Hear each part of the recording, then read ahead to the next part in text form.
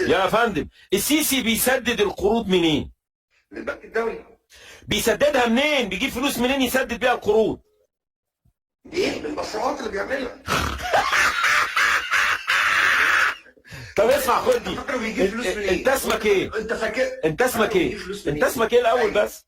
ايمن. مسلم ولا ايمن؟ مسلم. مسلم. قول لا اله الا الله. لا اله الا الله. زيد لا اله الا الله. لا اله الا الله. زيد كمان لا اله الا الله. لا اله الا الله سيدنا محمد رسول الله. السيسي بيقترض عشان يسد القروض. لا لا يا عم لا.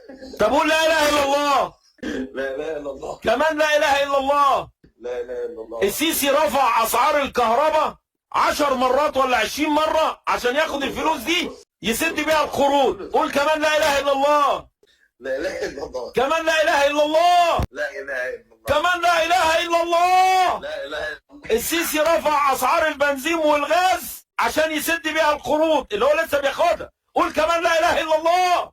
لا اله الا الله. السيسي رفع اسعار كل الخدمات الحكوميه، حتى استخراج الباسبور ضربه يجي 20 30 مره بره في اوروبا، حتى ورق الجنسيه، حتى التوكيلات طلع اسعارها السما عشان يسد اسعار القروض.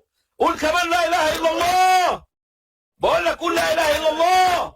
لا اله الا الله. السيسي بيبيع في ارض البلد للناس عشان يسد بيها اسعار القروض. قول كمان لا اله الا الله. يا عم لا اله الا الله. قول كمان لا اله الا الله. السيسي بيطبع حتى ورق الزباله، بيلم الورق من الزباله بيطبع بيه فلوس جديده كل يوم عشان يسد القروض ويلم الدولارات من الشعب المصري. قول كمان لا اله الا الله. يا ريس يا ريس. قول لا اله الا الله. يا عم قول لا اله الا الله. انت رحت فين؟